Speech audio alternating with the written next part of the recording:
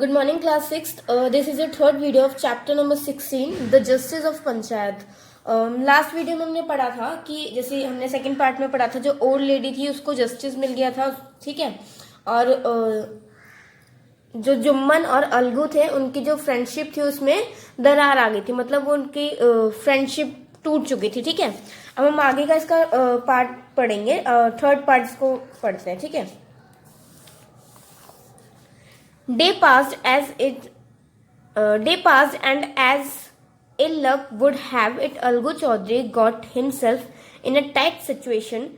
His one bullock died and he sold the other to Samju Sahu, who was a cart driver of the village. देखो, जैसे कि कुछ दिन बीत गए और जो अलगू था उसका जो लक था वो उसका साथ नहीं दे रहा था, मतलब उसकी किस्मत उसके साथ नहीं दे रही थी, और वो बहुत ही मतलब उसकी सिचुएशन ठीक नहीं थी. तो फिर क्या उसके जो बुलॉक्स थी, मतलब जो बैल थी, वो एक बैल मर चुकी थी, ठीक है. तो उसने जो दूसरी बैल थी उसके पास वो समझू साहू को दे दी. उसने, जो कि एक कार्ट ड्राइवर था, उसको उसने अपनी जो दूसरी बैल थी वो दे दी, बेच दी, ठीक है. The condition was that Sahu would pay the price of the bullock in a month.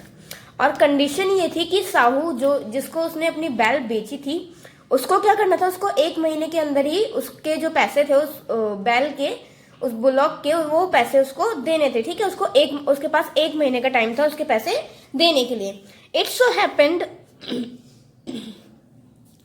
That the bullock died with in a month. और अचानक ही क्या हुआ कि मतलब जो बुलॉक थी, जो बैल उसको बेची थी साहू को, वो मर जाती है, ठीक है. एक महीने के अंदर ही वो मर जाती है.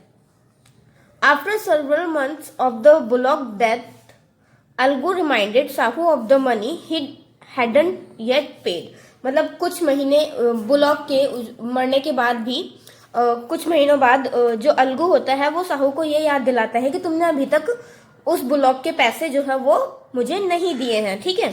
Sahu become very angry and said. जो साहू होता है बहुत ही गुस्से में आ जाता है और बोलता है, I can't pay you a money for the rest beast you sold me. मैं तुम्हें पैसे नहीं दूंगा जो तुमने मुझे बैल दी थी. वो मतलब कैसे दी थी कि वो तो एक महीने के अंदर ही मर गई. वो बीमार बैल थी और तुमने मतलब मुझे कैसे दी थी, और वो एक महीने के अंदर ही मर गई, और मैं तुम्हें पैसे क्यों दूं, ठीक है. तो वो पैसे देने से इनकार कर देता है.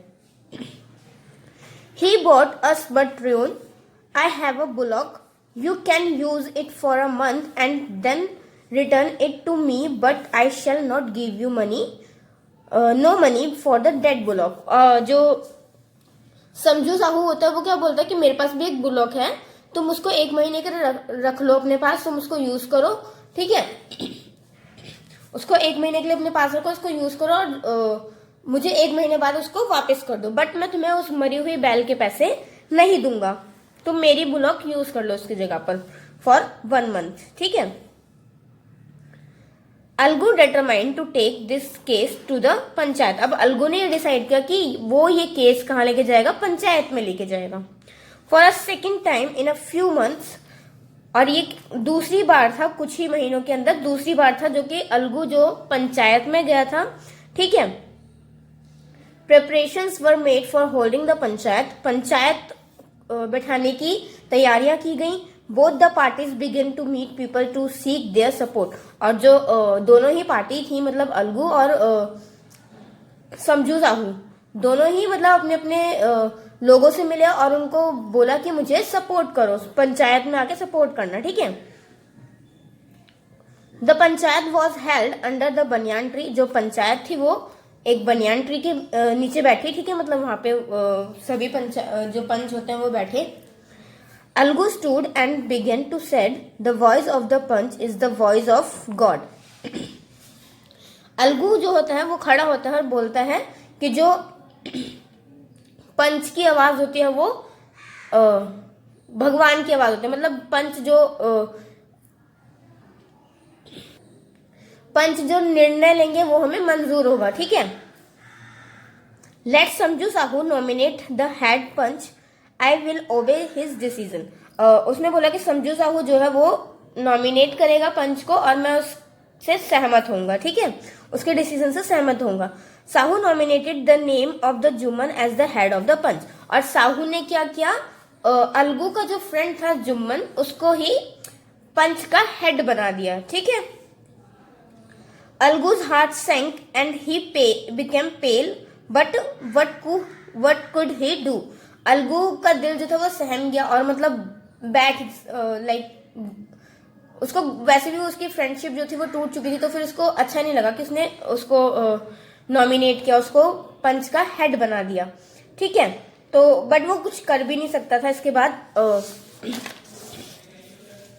क्योंकि उस जो अलगू था उसने पहले ही बोल दिया था कि तुम जिसको भी हेड बनाओगे वो मुझे मंजूर होगा।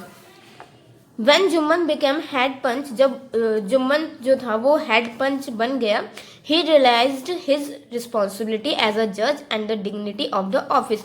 और जब वो पंच बना उसको ये रियलाइज हुआ कि वो उसके ऊपर एक जजमेंट की जज की रिस्पॉन्सिबिलिटी है। वो मतलब अपना जो भी निर्णय लेगा, जो भी फैसला लेगा वो बिल्कुल सही लेगा। वो अपनी फ्रेंडशिप के चक्कर में मतलब ना ही उसको अपने फ्रेंड को बचाने के लिए उसकी साइड ले लेगा या ऐसे कुछ नहीं करेगा। जो भी वो फैसला लेगा वो बिल्कुल ठीक लेगा।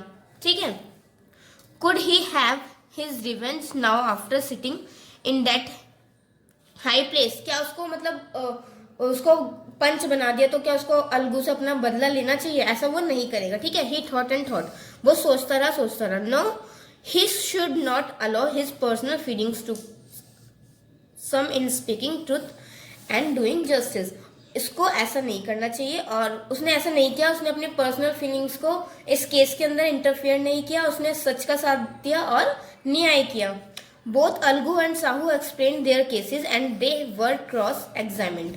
दोनों ने, अलगू ने और साहू ने अपना अपना जो केस था वो पंच के सामने रखा। अपना जो भी पक्ष था वो पंच के सामने रखा। The case was considered deeply. जो केस था वो अच्छी तरह से उन्होंने समझा। जो पंच थे उन्होंने समझा कि क्या हुआ और क्या केस है ये, उस मैटर को समझा। देन जुम्मन डिक्लेयर्ड, तब जुम्मन ने डिक्लेयर किया, it is the opinion of the panch that Sahu should pay the price of the bullock to Algu. तो उसने जुम्मन ने डिक्लेयर किया कि पंच का ये ओपिनियन है कि साहू को क्या करना चाहिए, उस बुलॉक के पैसे अलगू को दे देने चाहिए। When Sahu bought the bullock, it suffered from no disease। क्योंकि जब साहू ने जो बुलॉक खरीदी थी, जब उसने वो बैल खरीदी थी, तब वो किसी भी बीमारी, उसको तब कोई भी बीमारी नहीं थी, मतलब वो बिल्कुल ठीक ठाक थी। ठीक है। तो Algu can not be blamed for the death of the bullock. और इसके लिए मतलब कि बुलॉक की डेथ हो गई, इसकी वजह से अलगू जिम्मेदार नहीं है। ठीक है। क्योंकि जब साहू ने जब वो बैल खरीदी तब वो बिल्कुल ठीक था, है ना।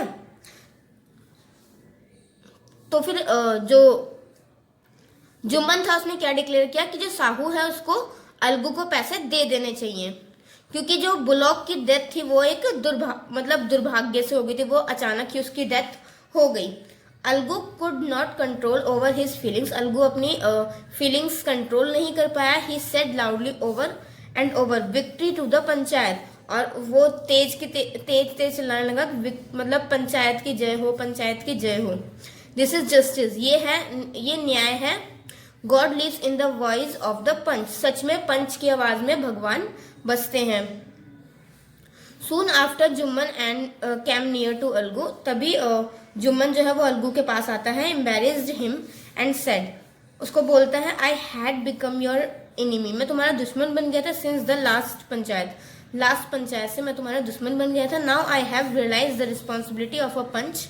अब मुझे एक पंच की रिस्पॉन्सिबिलिटी, जो जिम्मेदारी होती है, वो रियलाइज हुई है। A panch has no friend nor enemy. एक पंच का ना ही कोई दोस्त होता है और ना ही कोई दुश्मन होता है। सिर्फ उसको एक ही चीज पता होती है, जो कि क्या होता है, जस्टिस। उसको सिर्फ जस्टिस करना होता है।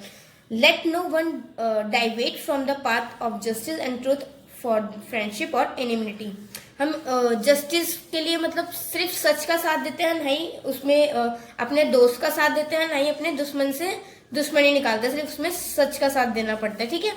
Embarrassing his friend Algu wept. और अलगू को अपनी गलती का रियलाइज हुआ, उसको शर्मिंदगी महसूस हुई और वो उसने रोना शुरू कर दिया. The dirt of misunderstanding between them was washed away his tears. और जो उनकी दोस्ती में जो दरार आई थी, जो उनको मिसअंडरस्टैंडिंग हुई थी, वो उसके आंसुओं के साथ बह गई. ठीक है क्लास, आपका चैप्टर यहाँ पे फिनिश होता है.